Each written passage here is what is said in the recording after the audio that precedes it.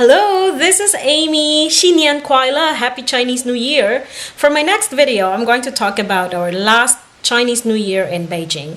We were staying there for 5 to 6 years and then living in another city for 4 years. So we were living in China for 10 years before we finally moved here in Europe. We've seen a lot. We've seen their culture, their tradition, and we've gained friends as well. So for our last Chinese New Year, we stayed in the city instead of traveling and then did some of the things that they were doing as well, and then went to temple fairs and just observe what do they do every spring festival because it's a month-long holiday. So please check it out, guys. Before we moved here in Europe, we decided to stay in Beijing for our last Chinese New Year and then did it the Chinese way because we've been in China for 10 years already and we were always avoiding New Year's there. We were always traveling because it's a month-long holiday.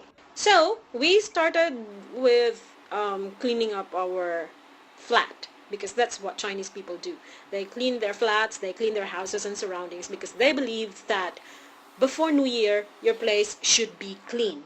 Otherwise, you're going to bring all the dirt and bad luck of the last year to the new year. After cleaning up, Chinese people put red paper cutouts on their doors with good luck sign on it, and then some put also the animal sign for that year. A good Chinese friend of mine gave me a paper cutout and then a paper rooster because this year is the year of the rooster. Unfortunately, I wasn't able to hang that on my door because maybe my neighbors would think I'm Chinese and I honestly didn't know when was the exact date for the Chinese New Year. So I wasn't able to use them. But it's time to go shopping. Chinese people have to buy new clothes because they have to wear something new for the new year, presents for their loved ones, sweets for the kids, and tons of cooking oil. Every time my husband and I went shopping when we were in Beijing, we can always see someone carrying gallons of cooking oil because they like using a lot of oil every time they cook. After shopping, it's time to pack up because more than 100 or 200 million people go back home for the Spring Festival because that's the only time that they can spend time with their families, with their kids. Chinese New Year and Spring Festival is a family time for them. So Beijing is almost empty every Spring Festival, and that's the perfect time to use the subway trains because they're almost empty. Anyway, I had an ai before. An ai is a helper, a Chinese helper, and she was our part-time helper, and she was complaining that she was working very hard for the whole year and everything that she has saved up will just be spent every Spring Festival.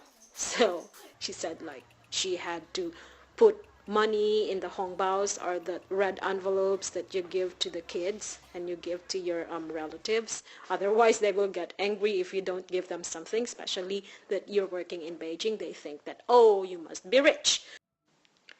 By the way, if you're planning to travel around China during the Spring Festival and you're planning to take the train, you might not like it because millions of migrant workers are heading home.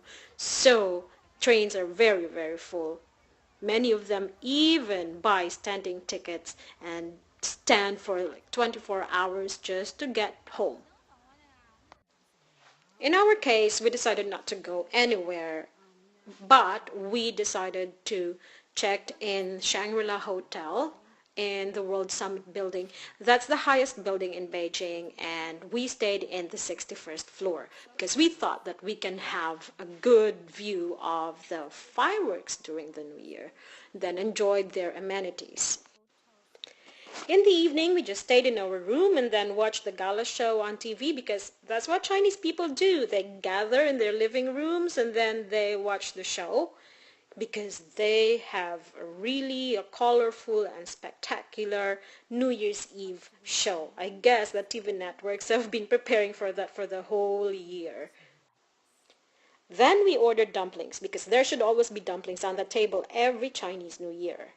Once we got invited by a parent of my husband's students in another city, and we were very thankful because in China, if you get invited by a family there, that means you are their honorable guest. They treat you special.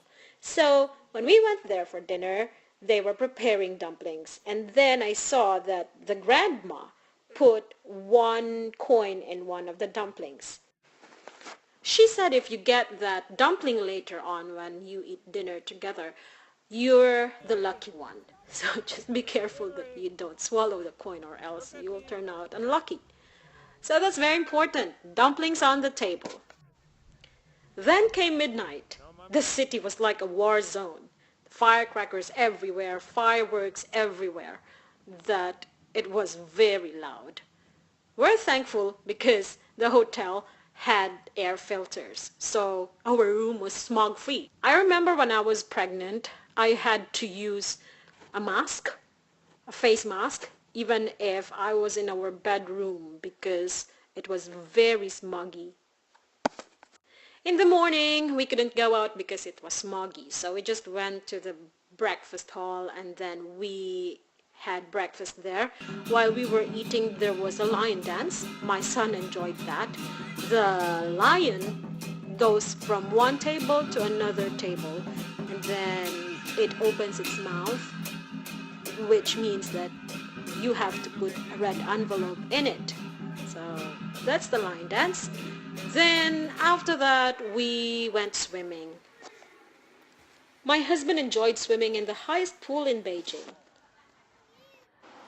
After swimming, we went to the ballroom area, which they made into a play area for the kids.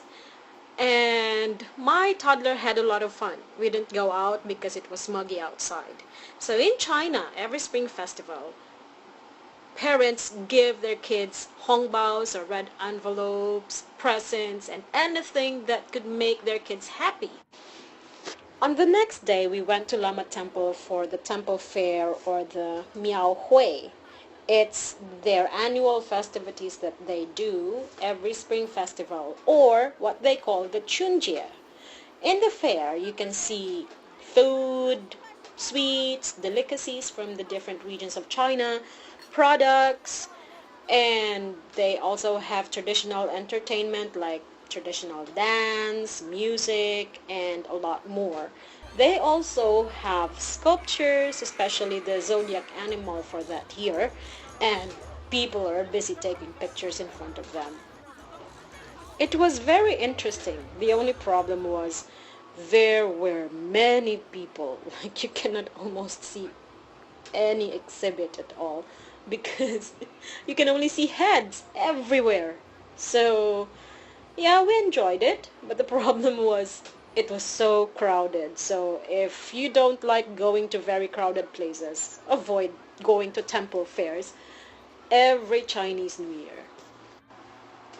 On the other side of the fair, there was a gaming station or where you can bring your kids to play. We wanted to try it, but of course it was so crowded we couldn't get through, and my toddler was already cranky and tired, so we just decided to leave. We went to a Chinese restaurant, but my little buddy was very tired and sleepy, so we went home. Like what Chinese parents do, we also gave our kid a Chinese New Year's present. So he had presents in Christmas, in St. Nicholas Day, and in Chunjie or Spring Festival. Of course, he has to perform first before he can get his present. That's what Chinese kids do, right?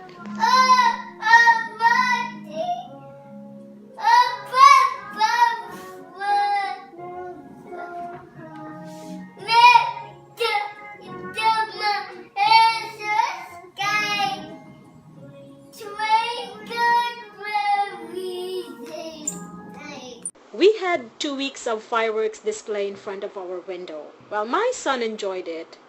They like doing that every night until Chunjie or Spring Festival is over.